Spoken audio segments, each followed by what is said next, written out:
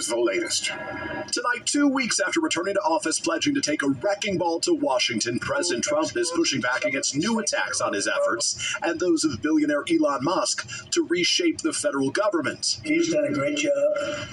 Look at all the fraud that he's found. But tonight, top Democrats are sounding the alarm that Musk and his lieutenants are going too far. The American people will not stand for an unelected, secret group to run rampant through the executive branch.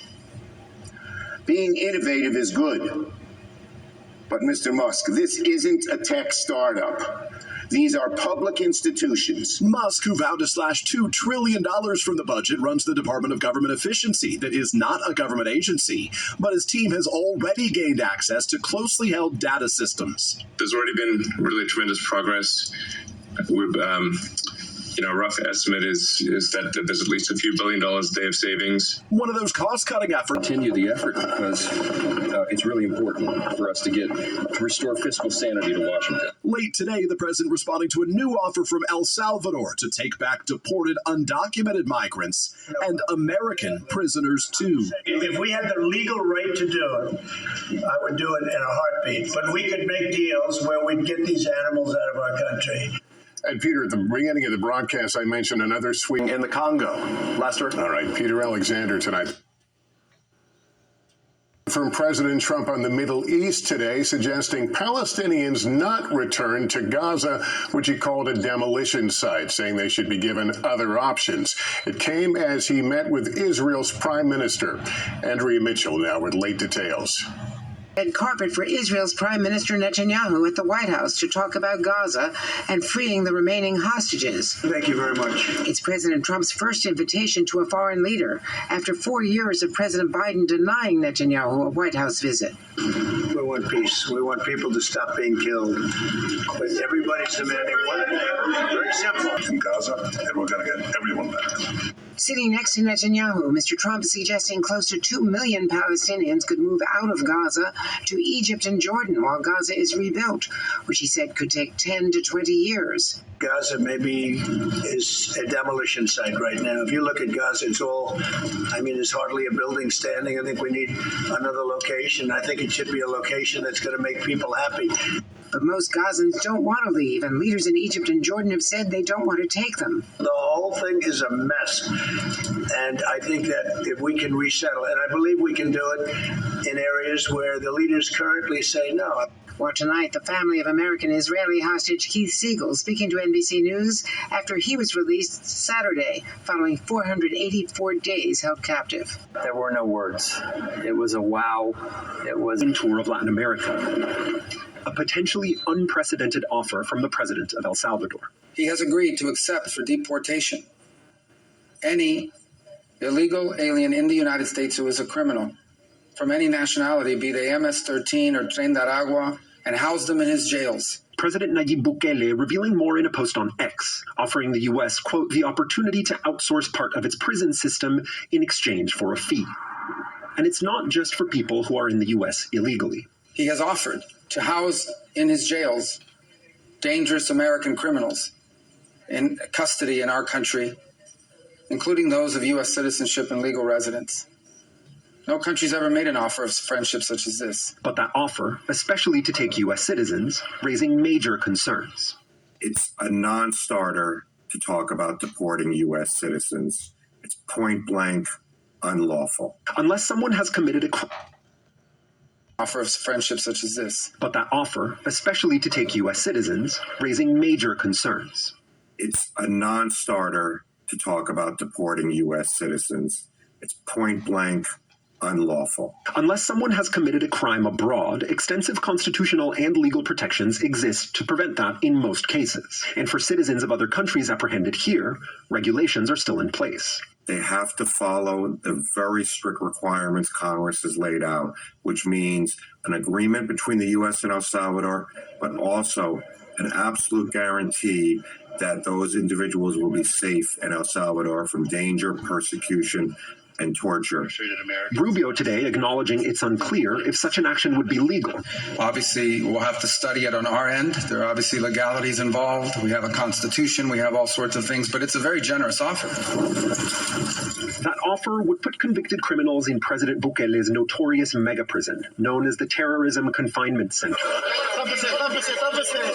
Built by Bukele to house alleged members of gangs that had once helped make El Salvador one of the most dangerous countries in the world. It has become a symbol of his crackdown on crime. That crackdown has swept up 80,000 people and enjoyed public support. Los niños hoy van a las escuelas sin sus padres, caminan seguros, con la seguridad que van a regresar a sus casas y no van a ser secuestrados por los pandilleros. That mega prison, the size of 7 football stadiums, with a capacity to hold 40,000 prisoners. Movements are tightly controlled. No mattresses are offered. Prisoners spend all but 30 minutes per day in packed cells. The State Department under President Biden called prison conditions in the country harsh and life-threatening. But President Trump tonight doubling down on his willingness to consider the offer. It's no different than a prison system, except it would be a lot less expensive, and it would be a great deterrent. Send them to other countries. No, we'll have to find that out legally. I'm just saying, if we had the legal right to do it, I would do it in a heartbeat. Ellison, we know there are at least 2 military flights that have transported migrants from the mainland U.S. to the naval base on Guantanamo Bay. We know that one of those military flights left Fort Bliss in Texas with 10 migrants aboard. The White House is characterizing the migrants in question as, in their words, quote, the worst of the worst, in some ways, in some instances characterizing them as gang members. However, we don't know for sure who these people are or what crimes exactly they have been accused or convicted of committing. And indeed, the reason this move is raising alarm among some advocates and others is because Guantanamo is known for its lack of transparency, lack of due process, lack of things such as access to counsel. However, the Trump administration has said that it intends to follow due process with the migrants it is detaining on Guantanamo Bay. America is less safe because of these firings and threatened firings to come. If you actually start removing hundreds or even up to 6,000 agents who touched January 6 cases, you are depleting the counterterrorism cadre of the FBI. The lawsuits point out that pardoned J6 figures like the Proud Boys leader urged the public posting of agents' names so they could be made to pay for their crimes. Kelly O'Donnell, NBC News, Washington. Let's turn now to that trade war launched by President Trump, with China quickly retaliating after new tariffs on Chinese products went into effect today. Christine Romans has details. At the stroke of midnight, China retaliated. Just as President Trump's new 10% tariffs on goods coming in from China went into effect, Beijing announced its own tariffs on imports from the U.S. 15% on coal and liquefied natural gas, 10% on crude oil, farm machinery, and certain cars and trucks. It's fine. We're going to do very well against China and against everybody else. China's response won't take effect until Monday and targets an estimated $14 billion worth of U.S. goods.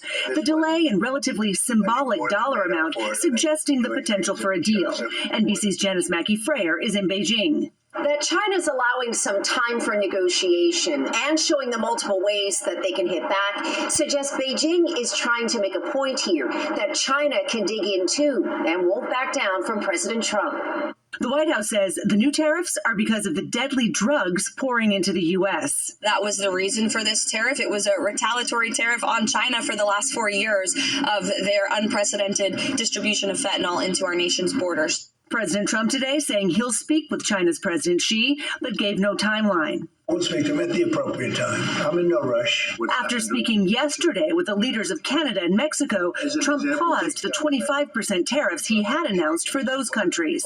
But for China, tariffs are now in effect and likely to be felt by almost all Americans. China responsible for 1/3 of the active ingredients in medicines sold in the U.S. and dominant in personal electronics, accounting for 78% of smartphones, 79% of laptops, and 87% of video game consoles sold in the U.S. It's going to make it even more expensive. And Tonight, many small business owners like Cheryl Mosey, who imports handbags from China, are left struggling with